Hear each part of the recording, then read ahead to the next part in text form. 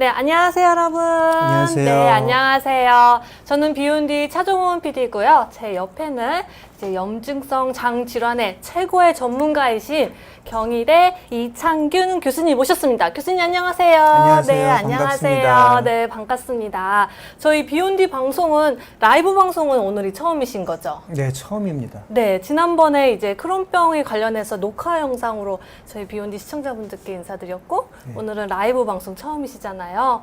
긴장하시거나 그러신 거 아니죠? 네, 네. 긴장을 많이 풀고 즐거운 시간이 되보도록 해보겠습니다. 네. 그러면 교수님 우선 저희 시청자분들께 교수님 소개를 조금 더 해주세요. 안녕하세요. 저는 경희대학교 병원 염증성 장질환센터에 근무하는 이창균 교수라고 합니다. 말씀드린 바와 같이 염증성 장질환을 전문으로 진료를 하고 있고요. 염증성 장질환은 크론병과 궤양성 대장염 환자들을 모두 통칭하는 말입니다. 네. 오늘 만나 뵙게 되어서 반갑습니다. 네, 저희도 너무 무척이나 반갑습니다, 교수님. 그래서 원래는 이제 염증성 장질환이 크게 봤을 때는 이제 궤양성 대장염 그리고 크론병으로 나뉘잖아요. 네. 근데 오늘은 저희가 이제 크론병에 대해서 조금 더 집중적으로 이야기를 할 것이죠. 네. 그래도 선생님 두 가지가 어떻게 다른지 간략하게 설명을 좀 해주시면 좋을 것 같아요. 네, 뒤에 보시는 화면에 나와 있는데요. 그 두 가지 병을 통칭해서 염증성 장질환이라고 합니다. 네. 크론병은 가장 큰 특징이 이 소화기관 전체를 다 침범하는 병인데요. 입부터 항문 끝까지 어디든지 병이 나타날 수가 있는 게 특징이고요. 입부터 항문 끝까지요. 네. 네. 궤양성 대장염은 그 질병의 이름에서 나타나는 것처럼 대장에만 주로 염증이 나타나기 때문에 궤양성 네. 대장염이라고 하는 것이고, 크론병은 입부터 항문까지 전체를 침범을 하게 되는데, 이 그림에서 보시는 것처럼 궤양성 대장염은 이 점막하고 점막 하층을 주로 염증이 오는데, 반면에 크론병은 장벽을 전체로 염증이 생기는 그런 특징을 갖고 있습니다. 선생님, 염증이 왜 생기는 거예요?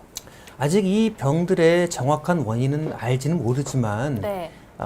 면역 반응이 문제가 되는 것이죠. 비정상적인 이제 면역 반응에 의해서 염증이 계속 나타나게 되는 것이고, 그 염증이 파급되는 정도가 궤양성 대장염은 점막층, 점막 하층에만 좀 국한된다고 한다면은, 이 크론병은 장벽 전체에 염증이 나타나기 때문에 네. 염증이 심해지면 이제 장벽이 천공되는 그런 합병증을 유발할 수 있는 것입니다. 네네. 쉽게 생각하자면 이제 과도한 그런 면역 반응이라면 우리 몸을 적으라고 생각해가지고 스스로 공격하는 그렇죠. 건가요? 네네.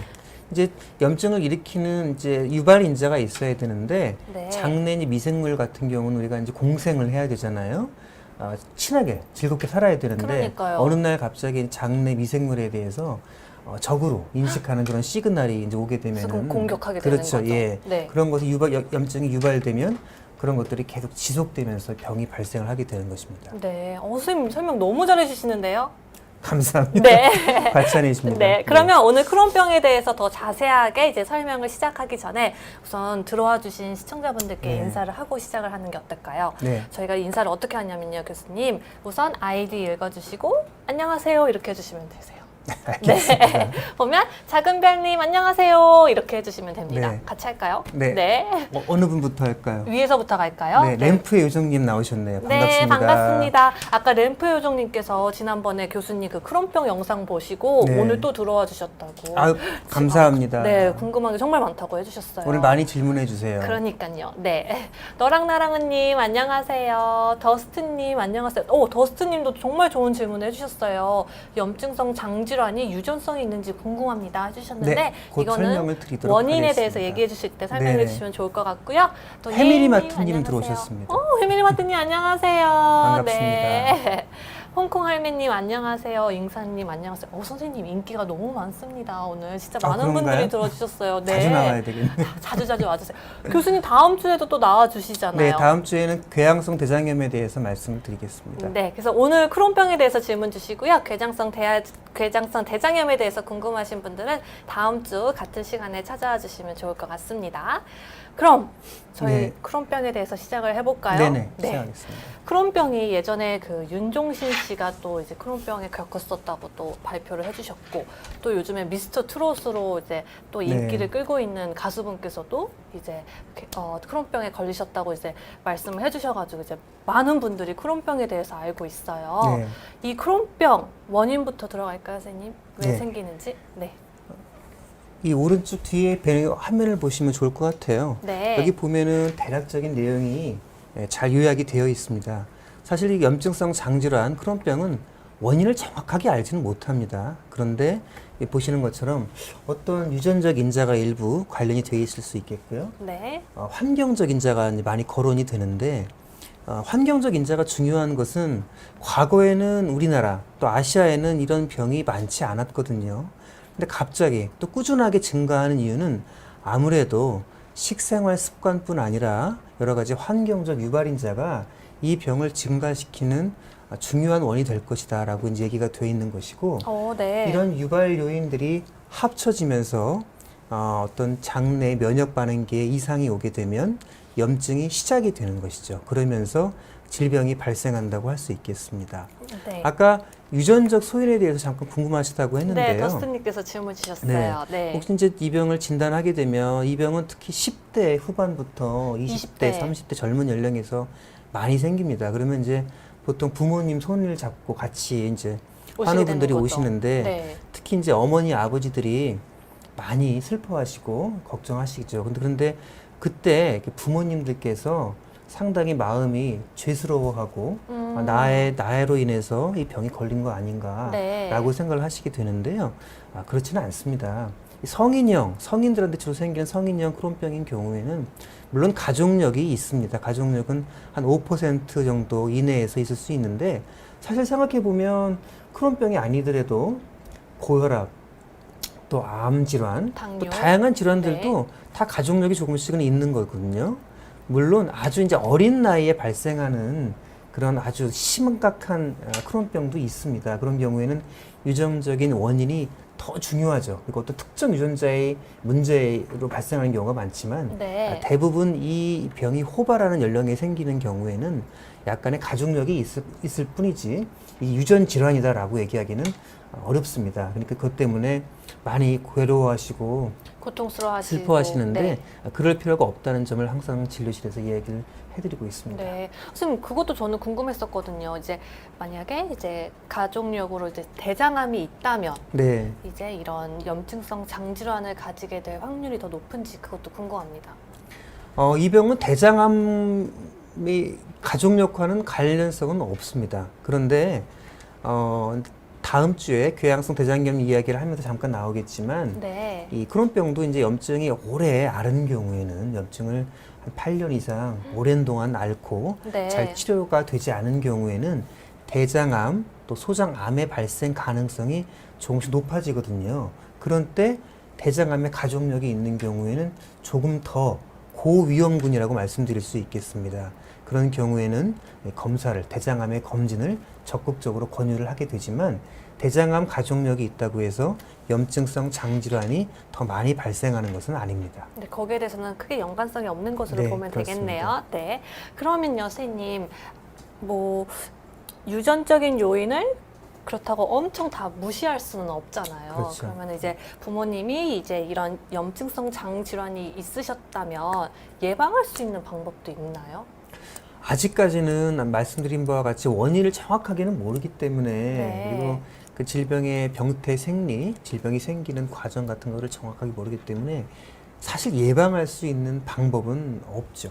잘 예방할 수 있는 모릅니다. 방법은 없어요. 그렇지만 네. 그렇지만은 아까 말씀드린 바와 같이 과거에 발생하지 않던 우리나라와 같은 또 아시아 권역에서 꾸준하게 증가하는 걸 본다고 하면은 환경적인 유발인자 또 식습관이 중요하다고 보기 때문에 식습관을 좋은 건강한 식습관을 권하는데, 사실 어떤 특정한 음식을 더 많이 먹었고 어떤 특정한 음식을 덜 먹고 할 때 그런 얘기를 해주면 좋겠지만 아직 그것까지는 알지는 못하기 때문에 일반적인 사회 통념상 우리 건강한 식생활 습관, 이라고 하는 것 차원에서 이렇게 말씀을 보통을 드립니다. 네. 그럼 이번에는 환경적 인자로 좀 넘어가 볼까요, 교수님? 네. 여기서 보면은 좀 서구화된 식습관이 궤장 이런 크론병에 큰 영향을 미칠 수가 있는 거죠. 그렇죠. 네. 지금 뭐 말씀드린 바와 같은 연장선상에 있는 것입니다. 그래서 과거에는 없는데 자꾸 생기는 것.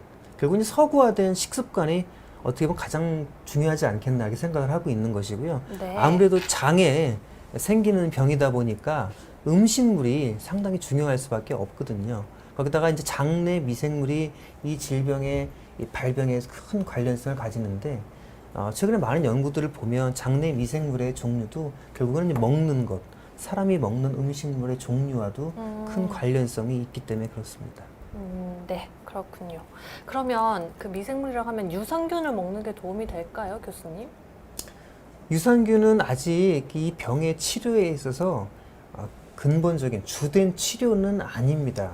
네. 그래서 아직 유산균을 이 치료를 위해서 꼭 필요하다고 말씀을 드리기는 아직은 좀 곤란하죠. 그렇지만 환자분들이 이제 워낙에 많이 유산균을 이제 드시고 계시고 또 많이 물어보시거든요. 그쵸, 궁금해하시는 것 같아요. 네. 근데 이제 좋은 유산균을 뭐 먹는 거는 또 사회 뭐 건강상에서 큰 나쁠 것은 없는데 다만 이제 질환이 심하거나 염증이 심할 때 유산균을 적극적으로 먹는 걸 권하지는 않고요. 네. 질병이 많이 안정되고 이제 건강한 상태가 좀 많이 지속이 될 때는 그때는 유산균을 드시는 거에 대해서는 그렇게 저희가 뭐 많이 반대하지는 않습니다. 네, 알겠습니다.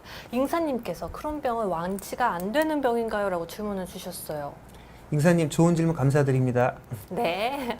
이 크론병이나 궤양성 대장염과 같은 염증성 장질환은 아직 완치는 없습니다. 그래서 완치가 없다고 말씀드리면 너무들 슬퍼하시거든요. 그러니까요. 그렇죠. 네. 가족분들도 환자분들 너무 슬퍼하십니다. 특히 이제 젊은 학생들도 많이 걸리기 때문에 완치는 없지만, 근데 예를 들어서 항상 저희가 이렇게 저는 설명을 해드려요.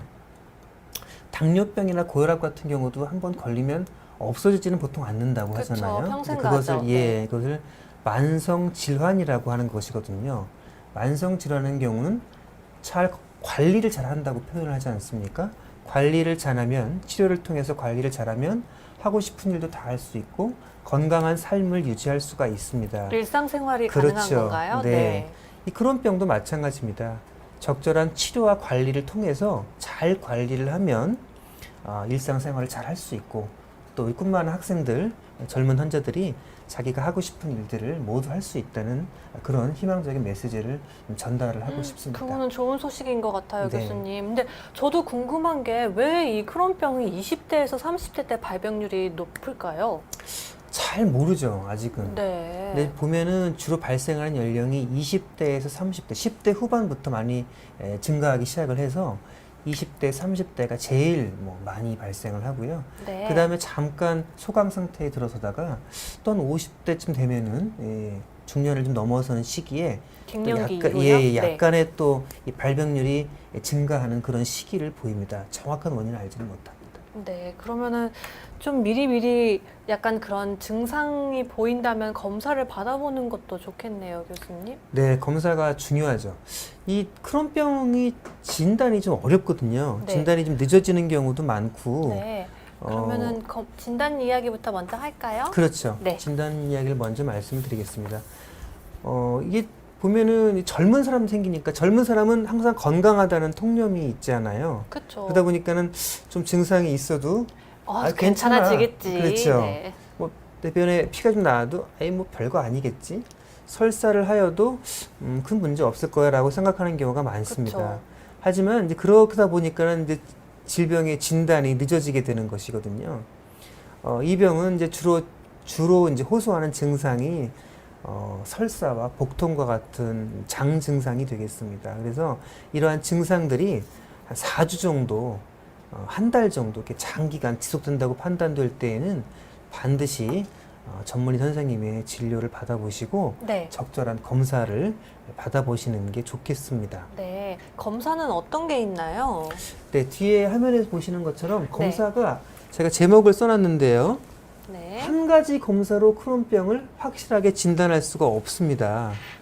어떤 특정한 검사가 있어서 그 검사만 하면 이 병을 진단할 수 있으면 너무 좋겠죠. 그렇죠. 그럼 검사가 간단해지고 환자도 편하고 선생님도 편하고. 그렇죠. 모두가 편한 네. 것인데 아쉽게도 크론병은 한 가지 검사로 진단할 수 있는 그런 진단 방법이 현재까지 개발되어 있지는 않습니다. 그래요. 네. 네. 지금 보시는 것처럼 환자의 오래된 병력 청취, 즉 증상이 증상. 언제부터 시작되는지, 어떤 증상이 있었는지, 또 신체 검진을 하게 되고 네. 혈액 검사를 하게 되고 혈액 검사를 통해서 어떤 거를 확인하는 건가요? 여러 가지 염증의 마커랄지 또 이 네. 질병의 특이적인 항체 검사 같은 것을 하게 되고요.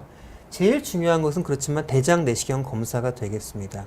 대장 내시경 검사와 조직 검사를 하게 되고 또 크론병과 같은 경우에는 소장에 염증이 많이 침범을 하게 됩니다. 소장 검사는 일반적인 대장 내시경 검사로 검사가 안 되기 때문에 도달이 되지 않기 때문에 네. 소장 같은 경우는 이제 MRI나 CT와 같은 영상 검사를 추가를 하게 되고요. 네. 최근에는 대변 검사도 많이 합니다. 대변 검사는 이제 아주 어렸을 때 기생충 검사 같은 거를 많이 하잖아요. 많이 번거롭기도 하고 창피하기도 하지만 이 대변 검사를 통해서 이 다른 질병, 특히 흔히 말하는 장염, 네. 세균성 장염 같은 걸 감별할 수도 있고요. 또 이 병이 진단된 다음에는 이 질병이 어느 정도 상태인지를 모니터링 하는데 이 대변을 받아서 염증의 정도를 확인하게 됩니다. 그 대변을 받아서요. 네. 그렇죠. 과거에는 없던 검사인데 이런 대변 검사가 지금은 매우 중요하고 정기적으로 시행하는 검사가 되었습니다.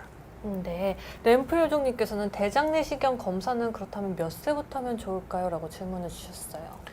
말씀드린 바와 같이 일반적 대장 내시경 검사는 대장 암 검진을 위해서 많이 하잖아요. 근데 그런 경우에는 지금 과거에는 뭐 50세, 요즘에는 뭐 한 40대도 이제 시작을 하게 되는데 오늘 주제인 크론병은 주로 이제 10대 후반부터 20대, 30대 많이 생깁니다. 말씀드린 바와 같이 지속적인 장 증상, 대표적인 증상으로는 설사와 복통이 있습니다. 네. 이런 증상들이 한 달 이상 4주 지속된다면 이상? 네. 꼭 검사를 받아보시는 게 좋고요. 혈변도 혹시 자주 나타나나요? 그렇습니다. 네.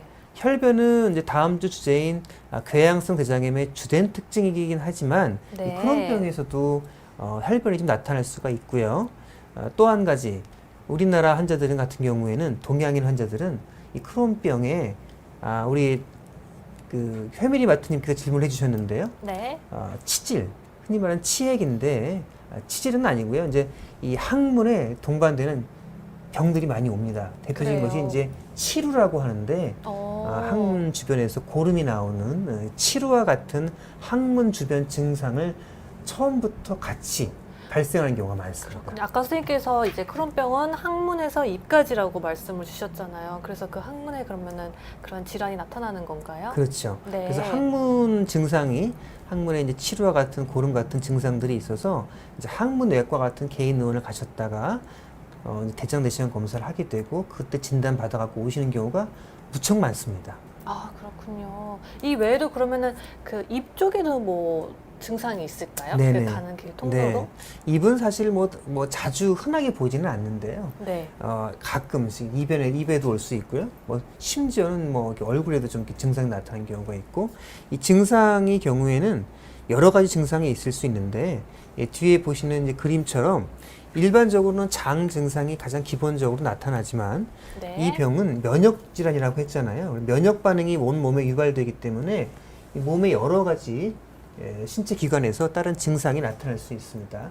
제일 흔한 것은 이제 관절염, 큰 관절들의 관절통이나 관절염이 오는 경우도 있고요. 네. 또 피부 쪽에 결절 홍반과 같은 피부 궤양 같은 것들이 나타날 수도 있고 또 포도막염, 상공막염과 같은 안 질환이 나타날 수도 있고요.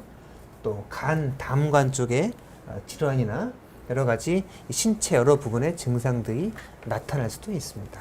네.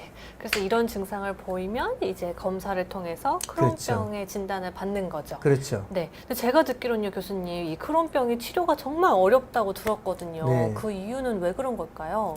말씀드린 바와 같이 어떤 이제 특정한 원인이 하나가 있는 질병이라면은 그 원인만 치료를 하면 되는 것인데요. 네. 아시겠지만 말씀드린 바와 같이 원인이- 여러 원인이 복합되어 네. 있어요. 그러다 보니까 특정 원인을 알아내지 못했기 때문에 원인 자체를 치료하지 못합니다. 그럼에도 불구하고 이제 염증이 생긴다고 했잖아요. 염증이 생길 때는 여러 가지 염증의 매개 물질이 있습니다. 이제 그런 것들을 이제 사이토카인이라고 하는데요. 네. 우리가 이제 여러 연구들을 통해서 우리 몸에서 크론병을 유발하는 여러 가지 염증 매개 물질들을 이제는 많이 알게 되었거든요. 그래서 염증 매개 물질들을 적극적으로 차단하는 그런 표적 치료제 개념이 등장을 하게 됐고, 그런 표적 치료가 많이 대중화되었습니다. 그러니까 원인을 유발하는 그런 원인 물질을 차단하는 거군요. 쉽게 그렇죠. 설명드리면. 예, 염증을 일으키는 원인 물질을 네. 선택적으로 차단하는 그런 치료들이 요즘에는 각광을 받고 적극적으로. 있습니다. 네, 그렇군요. 그럼 여기까지 선생님 저희가 설명을 하고요. 우선 네. 질문들이 정말 많이 네네네. 쌓였어요. 저희가 질문에 대한 답변을 드리고 다시 설명을 이어갈까요? 네, 그렇게 하겠습니다. 네. 근수님께서는 크론병 식이요법 생활 가이드가 있는지요? 라고 질문을 주셨습니다. 네, 식이요법은 이 질병이 진단되면은 이제 꼭 저희가 영양사 선생님을 모셔갖고 환자분과 네. 1대1로 영양 상담을 해드립니다. 그렇게 될 중요한 이유는 이제 최초 진단 시에는 아주 염증이 심할 거 아니에요? 그러다 그쵸. 보니까는 좀- 말 그대로 장염이니까 뭘 먹는데 매우 중요합니다. 그러니까 부드럽고 그렇죠. 자극이 없는 음식 먹어야 될 것 그렇죠. 같아요. 이 뒤에 네. 보시는 것처럼 최초에 진단이 된 경우에는 충분한 수분 섭취도 필요하겠고요. 염증 억제에 도움되는 음식들 몇 가지 이제 영양사 선생님들이 많이 알려드리고요. 네. 일반적으로 이렇게 부드러운 음식, 소화가 잘 되는 음식들을 이제 많이 권하게 됩니다. 하지만 이 질병이 치료를 통해서 많이 안정되게 되면 대부분 큰 일반인들과 같이 식사를 하는데 큰 무리는 없습니다. 음주 같은 경우는요? 음주는 많이 네. 권하지는 않죠. 이제 면역력을 많이 떨어뜨리기도 하고 그렇기 때문에 많이 권하지는 않고요. 특히나 이제 염증이 장염이 있는 분들이 장이 많이 민감하기 때문에 네. 이제 음주 같은 것들을 통해서 많이 이제 자극을 받기 때문에 이제 회식 같은 거 할 때 많이 불편할 수도 있거든요. 그렇기 그쵸. 때문에 우리가 이제 사회적으로도 이런 환자들이 그런 질병 때문에 고통을 받기 때문에 좀 배려를 해주고 회식 같은 거에서도 음주 같은 걸 너무 강권하지 않는 그런 그런 문화가 사회가 빨리 자꾸 와야죠. 물론 이제 많이 이제 우리나라 사회가 많이 좋아졌기 때문에 좋아졌죠. 네. 그런 문화는 많이 없어진 것 같습니다. 그 진짜 다행이에요, 네네. 교수님. 네. 딸기팔공님께서 2,000원 후원해 주셨습니다. 교수님 설명을 듣고 너무너무 감사하다면서 너무 감사합니다, 딸기팔공님. 그 크론병이 있으면 스텔라라 치료제를 사용하는데 어떤 증상이 있을 때 사용하나요? 라고 질문 주셨어요. 네, 지금 스텔라라 아마 치료를 받고 계시는 것 같아요. 네. 그러니까 이제 말씀을 드리겠지만 아까 이제 염증의 매개 물질이 사이토카인이라고 했잖아요. 그렇죠. 사이토카인은 엄청나게 많은 사이토카인이 있습니다. 종류가 다양하군요. 그렇죠. 네. 그래서 이제 환자들마다 좀 다르다고 보는 거죠. 여러 가지 사이토카인이 있지만 어떤 특정한 사이토카인이 조금 더 관련이 돼 있을 거라고 많이 추정을 좀 하는 거죠. 네. 근데 대표적인 사이토카인이 이 종양괴사인자라는 사이토카인이 있어요. 그게 대표적인 염증 매개 물질이거든요. 1990년대 이제 후반에 이런 이 종양괴사인자를 차단하는 약품이 최초로 이제 개발이 됐습니다. 그 약이 이제 유명한 인플릭시맵이라는 주사제예요. 네. 그 약제가 나오고 나서부터 이 질병의 치료에 있어서 큰 변화, 획기적인 변화가 있게 되었습니다. 그 전에 큰 발견이네요. 그렇죠. 그러면. 네. 그 전에 치료인 경우에는 염증을 전반적으로 차단하거나 염증을 전반적인 면역 상태를 떨어뜨리는 치료를 했는데 너무 보편적인 치료라고 했던 거죠. 그렇지만은 이런 염증의 매개 물질들을 선택적으로 차단하는 약이 나온 건데 네. 아까 우리 딸기 80님께서 질문하셨던 것처럼 새로운 이제 염증 매개 물질 중에 하나인 이 사이토카인 중에 인터류킨 12번, 23번이라는 이제 염증 매개 물질이 있거든요. 네. 그거를 선택적으로 차단하는 약이 바로 이 스텔라라라는 약이 되겠습니다. 네. 근데 스텔라라는 약은 여러 가지 이제 표적 치료제 중에 이제 하나인 것이고 어떤 치료제를 어떤 환자에게 투여할 것인가에 대해서는 그 환자의 상태와 또 라이프 스타일까지 다 고려를 해서 선택을 하게 되는 것인데 이런 표적 치료제를 그렇다고 모든 환자한테 다 투여하는 것은 아닙니다. 왜 아니에요? 아까 선생님께서 정말 좋은 치료제라고 말씀 주셨잖아요. 그렇죠. 네. 이 질병이 걸린다고 해서 아까 만성질환이라고 했잖아요. 그렇죠. 고혈압, 당뇨병 환자들이 많이 계시지만 그런 분들도 모든 환자가 다 이렇게 증상이 심하거나 그런 게 아니잖아요. 마찬가지로 이 병도 일반적인 경구용 치료제 먹는 약으로 잘 조절이 되고 특별히 심하지 않은 분들도 훨씬 많이 있거든요. 그런 분들은 그런 약만 드셔도 잘 조절이 됩니다. 근데 이제 이런 약들은 그런 일반적인 약에 치료가 되지 않는, 흔히 말하는 보편적인 치료에 호전이 없는 네. 그런 중등도, 중증의 활성형, 심한 환자들을 대상으로 해서 이런 표적 치료제를 사용하게 되는 것입니다. 그럼 보편적인 치료를 주로 어느 정도 복용하고 나서 판단을 하나요, 교수님? 일반적인 보편적인 치료제라고 하는 것은 뭐 많이들 이제 알고 계시겠지만 네. 이제 경구용 치료제가 되겠는데요. 뭐 아미노살리실산이라는 약도 있고 이제 스테로이드, 면역 억제제 이러한 약들이 있습니다. 이러한 약들을 이제 보통은 한 2, 3개월 정도 초치료로 시작을 하게 되는데 네. 그렇다고 해서 뭐 특정 기간을 반드시 채워야 하는 것은 아니고요. 환자마다 상태가 워낙 다르기 때문에 어느 정도 치료를 해보다가 보편적인 치료에 의학적으로 호전이 없다고 판단되는 경우에는 이제 바로 그 다음 치료를 이제 권고를 하게 되는 것인데, 문제는 이런 약들이 무척 고가의 약입니다. 비보험인가요? 보험은 이제 대부분의 약들이 이제 되는 경우가 많고, 아직은 좀 일부 약들인 경우에는 허가는 되어 있지만 아직 보험 적용까지 안 되는 경우도 네. 있습니다만은 보험이 되더라도 이제 국가 전체적인 비의료 비용이 많이 이제 소요가 되기 때문에 모든 환자 다 쓰는 것은 아니고 꼭 필요한 환자들한테 잘 선택을 하여서 치료를 하는 것이 필요한데, 주로는 이제 질병이 심한 사람들이라고 심한 생각하시면 될 분들. 것 같습니다. 네. 근데 이게 궁금한 것도요. 하나 궁금한 게 있는데 주사제잖아요. 그러면 조금 그런 거에 대해서 걱정하시는 분들도 계실 것 같아요. 이렇게 직접 이렇게 찔러야 되니까 그거에 대한 두려움도 계실 것 같은데 그거는 어떻게 선생님께서 이렇게 설득을 시키세요? 맞습니다.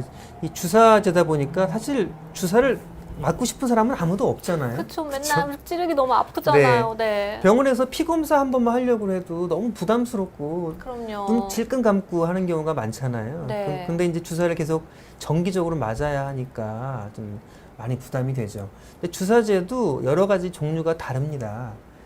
초창기에 나왔던 이제 약들 중에는 이제 정맥 주사를 이제 많이 하고 있죠. 지금도 정맥 주사제가 있는데 네. 여기 보시는 것처럼 이제 레미케이드라는 인플릭시맵이라는 주사, 또 바이오시밀러, 이렇게 인플릭시맵이라는 주사의 바이오시밀러가 있는데 이런 약들은 정맥 주사로 맞는 것이고요.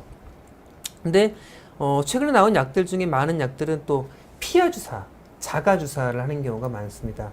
또 과거에 정맥 주사였던 약들도 최근에 이제 의약품의 개발이 많이 발전되면서 다시 이제 피하 주사로 제형을 바꿔서 개발이 되고 있어서 또 잘 성공적으로 개발이 잘 되고 있어서 점차 자가 주사로 가고는 있는데, 아무래도 뭐 정맥 주사든 자가 주사든 좀 환자의 입장에서는 좀 부담이 좀 갈 수 크죠. 있죠. 네. 그래도 매일 그럼 하루에 하루 한 번 받는 건가요? 그렇지는 아니면? 않습니다. 네. 이제 대표적인 인플릭시맵 주사제 같은 경우에는 초기 유도요법 후에는 한 2달에 한 번 정도 2달에 한 번 네, 정도요? 정맥 주사를 맞게 되고요.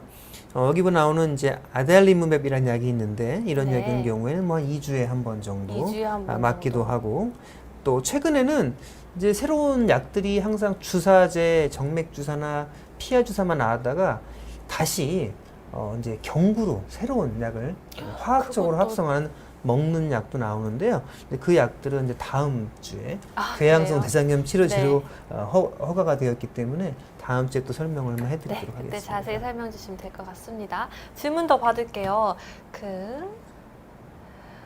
너랑 나랑은님께서 크론병 카드 그때 저번 영상에서 설명을 해주셨는데 정말로 그렇게 화장실을 양보해주는 카드가 진짜 존재하는지 궁금해요라고 질문을 주셨어요. 네, 영상에서 보신 것처럼 그 카드가 뭐 벌써 사용한 지 오랜 역사가 있습니다. 우리가 이제 저희가 속해 있는 학회에서 환우들을 위해서 환우회 단체와 함께 서로 머리를 모아서 네. 그런 화장실 양보 카드라는 것을 만들었어요. 정말 필요할 것 같아요. 왜냐면 조절할 수 있는 게 아니잖아요. 그렇죠. 네.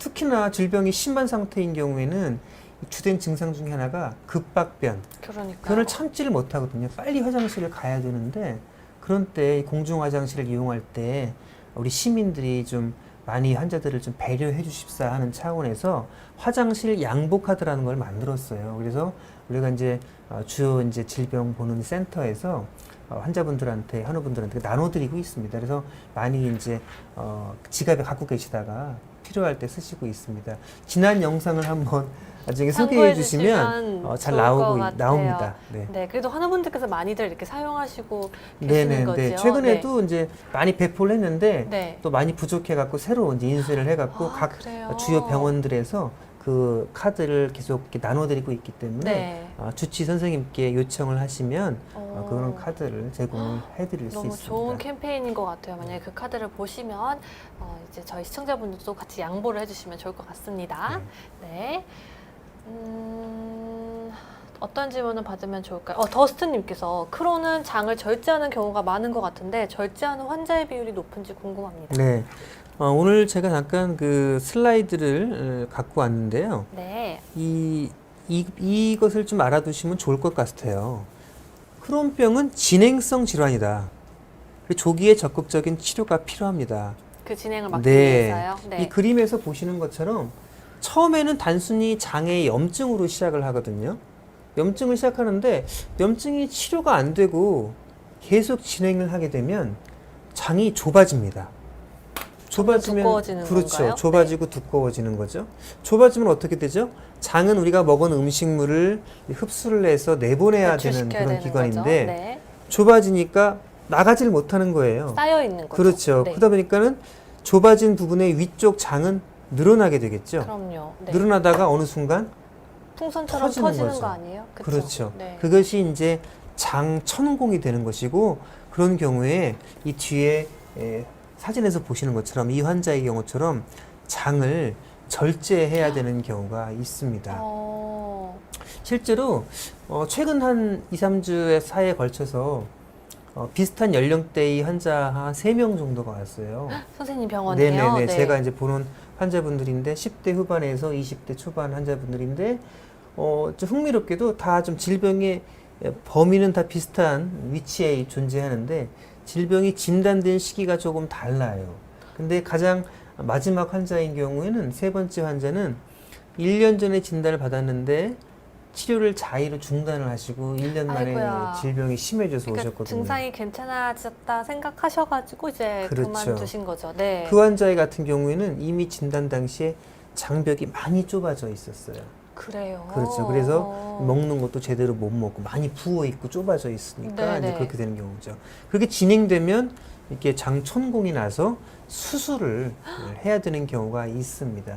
네. 그런데 이제 과거에는 이런 수술률이 계속 높았어요.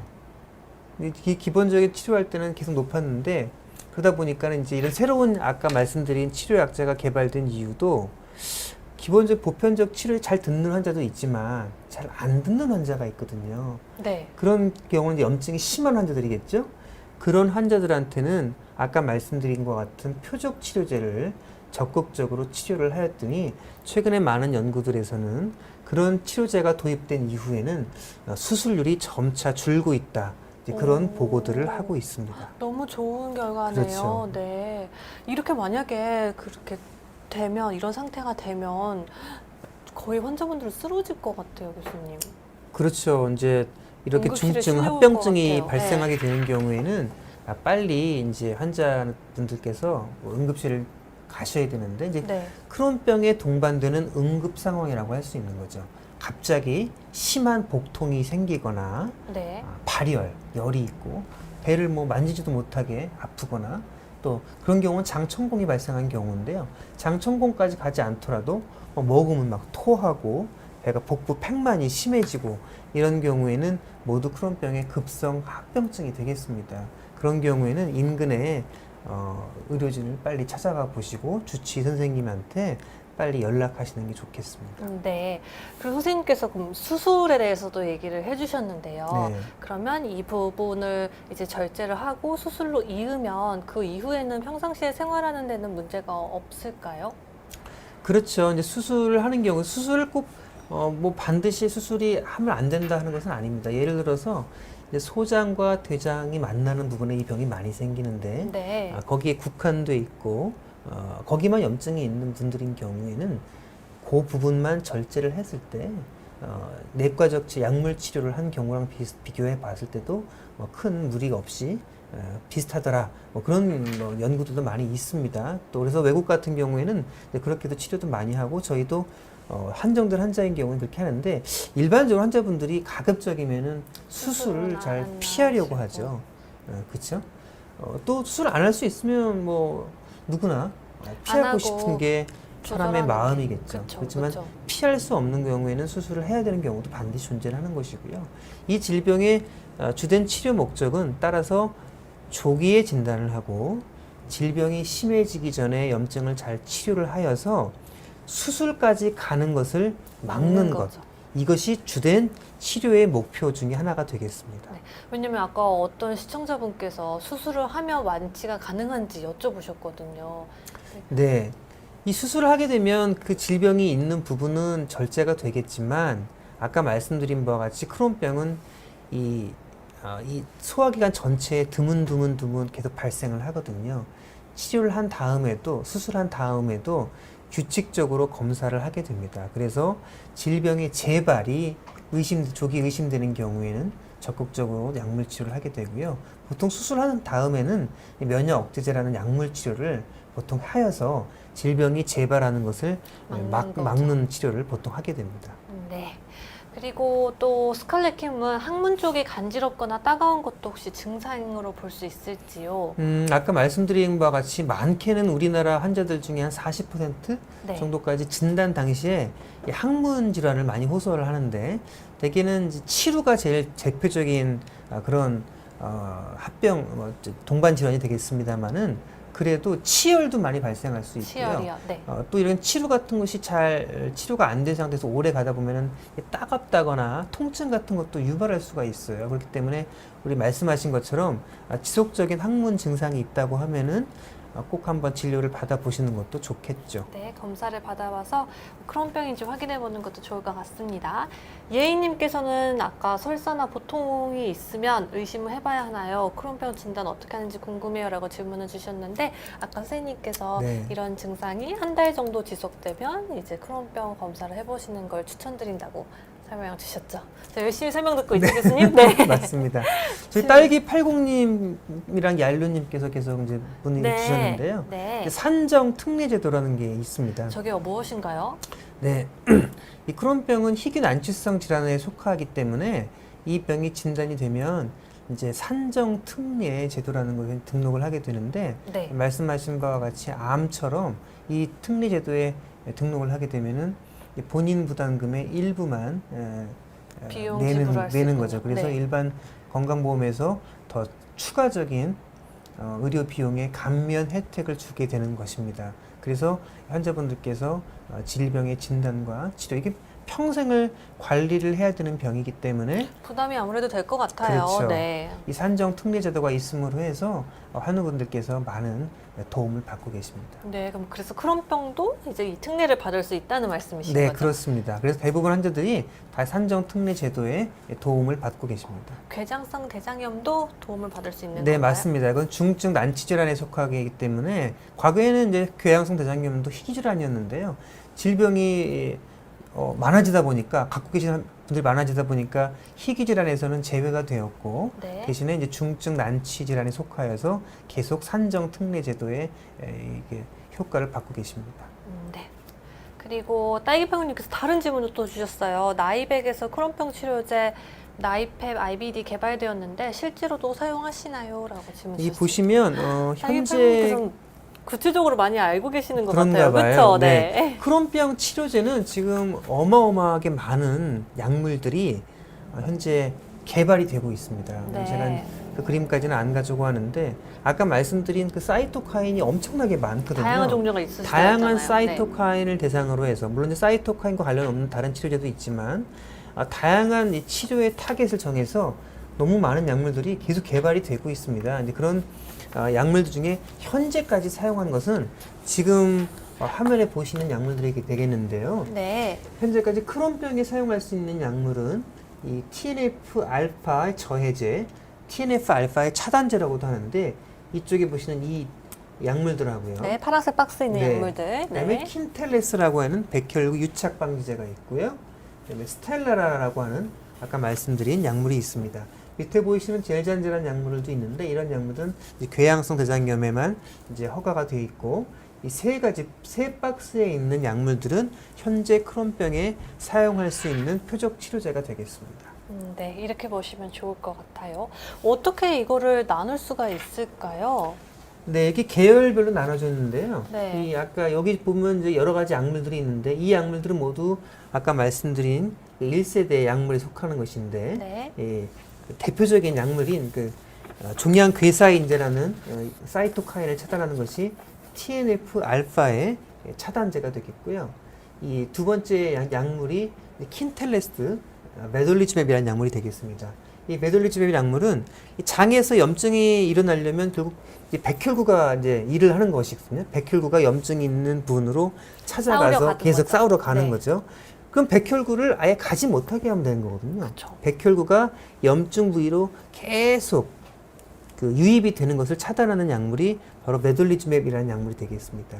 세 번째 약물은 아까 질문하셨던 스텔라라는 약물인데 대표적인 염증의 사이토카인 중에 하나인 인터루킨 12와 인터루킨 23라는 두 가지 인터루킨을 동시에 차단하는 그런 약물이 되겠습니다. 네, 선생님 그러면 이런 표적 치료제랑 기본적인 보편 치료제랑 같이 사용해서 들어가나요? 아니면 이 표적 치료제 하나로만 조율이 가능한가요? 네, 보편적인 치료를 하다가 이제 듣지 않는 경우에 이제 이런 치료를 이제 옮겨가게 되는데요. 네. 그런 경우에 있어서도 보편적인 치료제 중에 일부는 계속 지속을 하는 경우가 좀 있습니다. 특히 이 면역 억제제를 보통 많이 복용을 하시게 되는데요.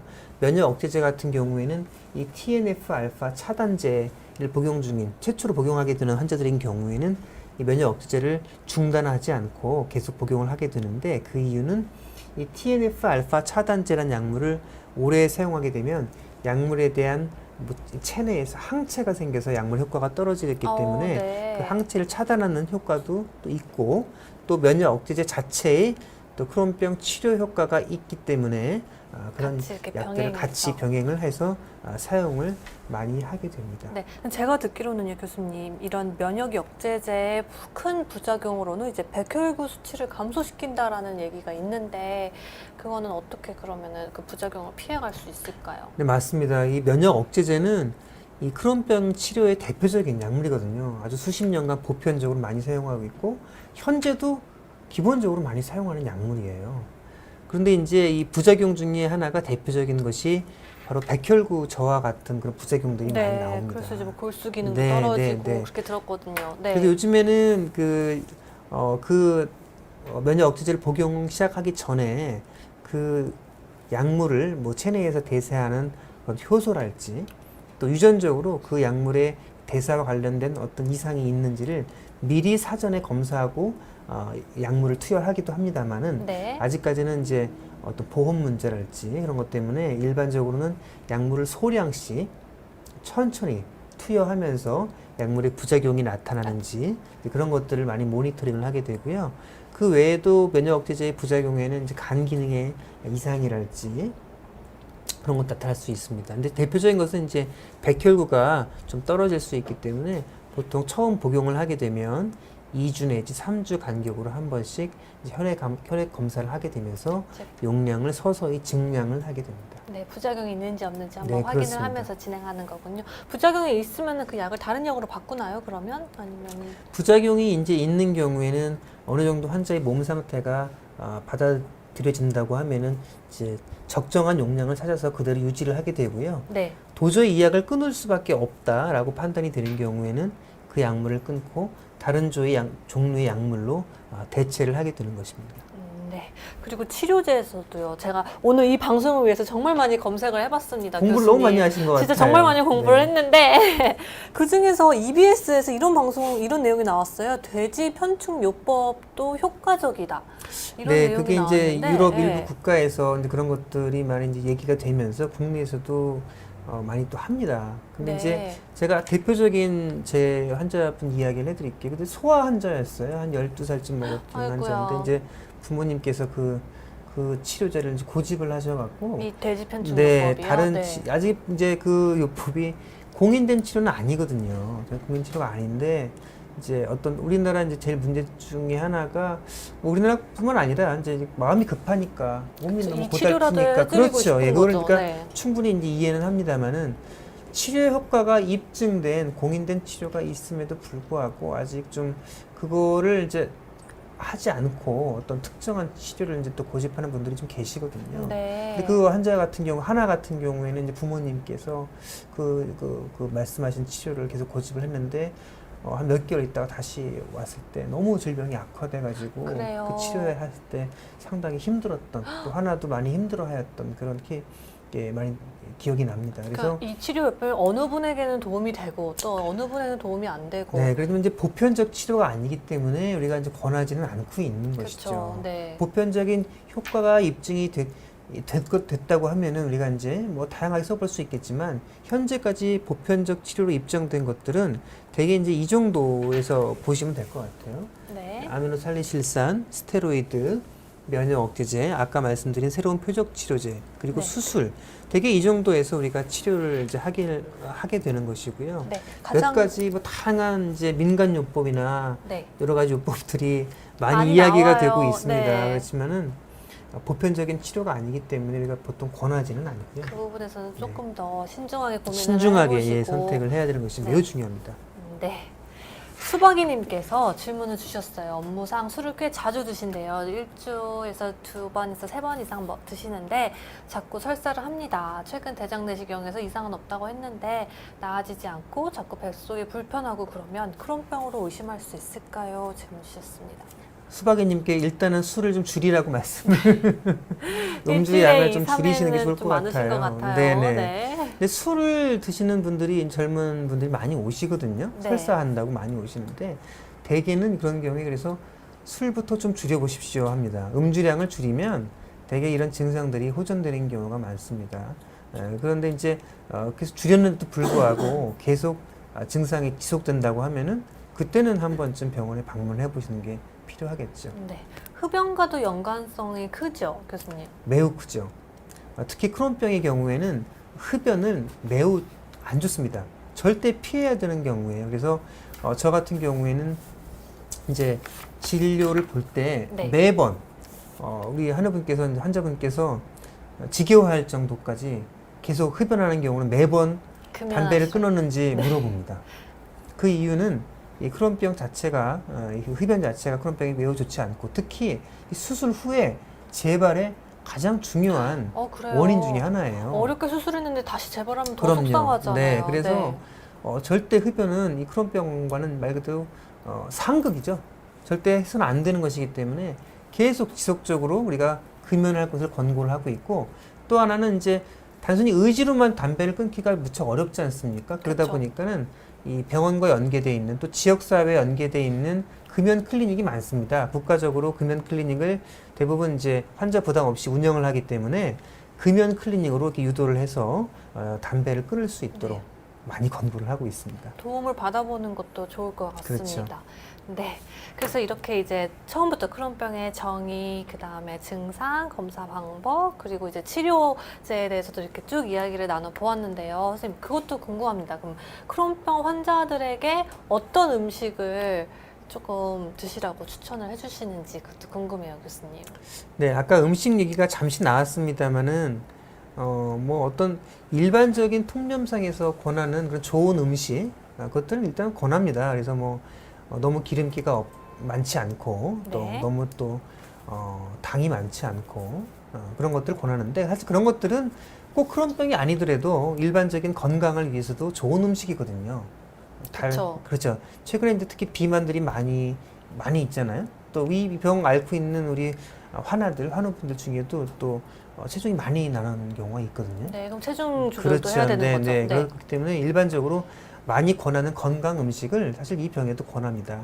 다만 이제 아까도 말씀드린 바와 같이 질병이 좀 심해진, 질병이 염증이 심한 상태인 경우나 네. 또 장벽이 많이 좁아진 상태인 경우에는 음식물을 각별히 조심하게 먹어야 되거든요. 특히 이 장벽이 좁아져 있는 경우에는 음식물 소화 안 되는 섬유질이랄지 또 잘 음식을 씹지 않고 그런 음식을 급하게 먹는 경우에는 좁아진 장벽에서 막혀서 오는 경우가 많습니다. 네. 실제로도 이런 명절 같은 거 앞두고요. 명절 지난 다음에 음식을 좀 많이 먹잖아요, 그때. 그렇죠. 그러지 않고 많이 먹다가 너무 무리하게 갑자기 많이 드셔가지고. 그래서 네. 장벽이 좁아진 분들이 갑자기 음식을 좀 조절하지 먹다가 이 좁아진 벽에서 음식이 꽉 막혀갖고 네. 입원하시는 분들이 실제로도 명절 때면 특히 좀 많습니다. 그래서 그런 경우에는 음식을 좀 조절해서 드시는 게 좋을 것 같아요. 그땐 더 주의하시는 게 좋을 것 같습니다. 그렇습니다. 네. 자극적인 음식도 피하는 게 당연히 좋겠죠? 그렇죠. 근데 장이라는 것은 사실 음식물을 흡수하고 수분도 흡수하고 하는 기관이잖아요. 근데 염증이 있기 때문에 제대로 그런 염증이 심한 상태인 경우에는 흡수 기능이 떨어지는 것이거든요. 네. 따라서 가수분해가 잘 돼 있고 소화가 흡수가 쉽게 되는 그런 부드러운 음식을 권하는 것이죠. 네. 그런 음식들 위주로 드시는 게 네. 좋을 것 같습니다. 그리고 이 크론병이 주로 젊은 친구들에게 많이 이제 발생하잖아요. 네, 근데 그렇습니다. 그분들이 지금 이제 사회생활도 해야 되고 학교 생활도 다녀야 되는데 거기서부터 오는 스트레스가 정말 클 것 같아요. 일상생활이 어려워지니까요. 네. 그러면 이제 마음의 병도 얻을 것 같은데 그럴 때는 선생님께서 어떻게 응원을 주시나요? 차 PD님이 정말로 중요한 말씀을 해주신 것 같아요. 네. 누구나 사실 이렇게 어렵고 또 뭐 희귀병이라고 하기도 하고 난치병이라고 하기도 하지만은 뭐 그런 병이 아니더라도 몸이 아프고 또 병이 있으면 마음이 너무 좀 괴롭잖아요. 그쵸, 네, 속상하죠. 마음도 슬프고 괴로운데 네. 특히나 이게 젊은 나이에 이게 장기간 관리를 해야 되는 병에 갔다는 소식을 듣게 되면 당연히 마음이 불안하고 그럼요. 슬플 수밖에 없어요. 네. 실제로 우리 크론병 환자들, 궤양성 대장염 환자들은 불안과 우울증이 일반인들보다 건강하신 분들보다 좀 많이 동반이 그럴 됩니다. 것 같아요. 왜냐면 이제 약간 증상이 조절이 안 되면 약속 그렇죠. 장소에 나갔는데 갑자기 네. 화장실을 가야 그런 것도 된다던가 있고. 그렇죠. 그러면은 이게 네. 한두 번은 괜찮지만 계속 반복되면 너무나도 부끄러워지고 또 속상해지기도 할 것 같거든요. 네. 그렇습니다.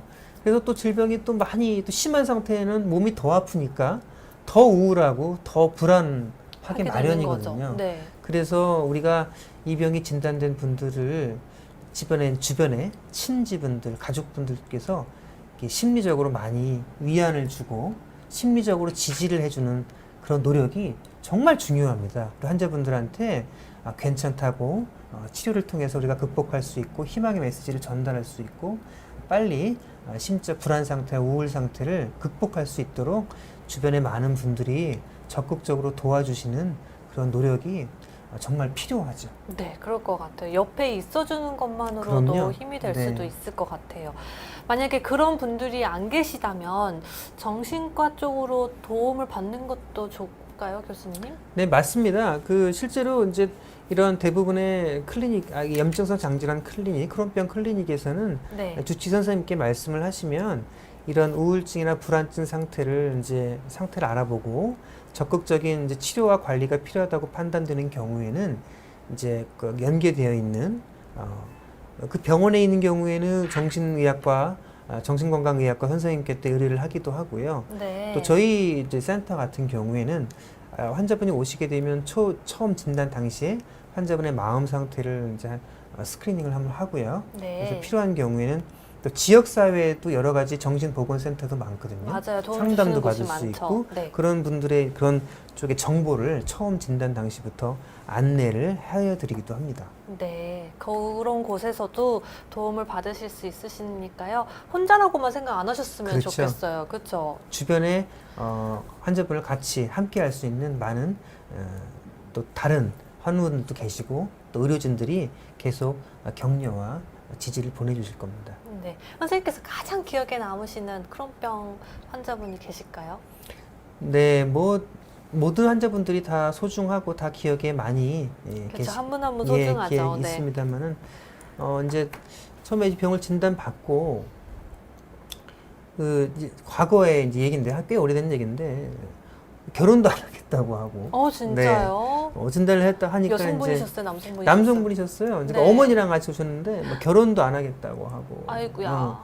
근데 이제 그렇지 않다. 이 질병에 대한 이제 잘못된 정보를 이제 갖고 오셔갖고 잘못된 선입견을 갖고 있던 환자가 한 분 계셨었어요. 그분 네. 같은 경우는 그래서 뭐 몇 년째 저한테 오시기 전까지 결혼도 안 하시고 하고 싶은데 결혼도 안 하시고 그냥 사회생활도 그냥 기피하시고 했던 분들이 거의 그냥 이제 포기 네, 그래서 쪽으로 이제 가셨네요. 부모님이랑 네. 같이 오셨는데 부모님께서 그렇게 좀 그거 일단은 뭐 치료를 건너뛰어서 일단 마음 상태부터 좀 그쵸. 이렇게 예, 그런 것들이 이제 잘못된 질병 정보가 잘못된 이렇게 입력이 된 상태에서 고정이 되어버리면 그런 걸 갖거든요. 두려움에 갇히게 되는 거죠. 네, 그 두려움을 극복하고 올바른 정보를 통해서 이 질병을 잘 치료하고 관리하면 우리가 건강하게 생활할 수 있고 자기가 하고 싶은 일들을 잘 할 수 있다라는 그런 올바른 정보들을 이제 안내하는 것이 필요하겠다는 그런 생각이 드셨어요. 생각을 갖게 된 계기가 되었어요. 그래서 선생님께서 좋은 말씀 많이 해주셨어요. 네네. 그렇습니다. 결혼도 하셨나요, 그분?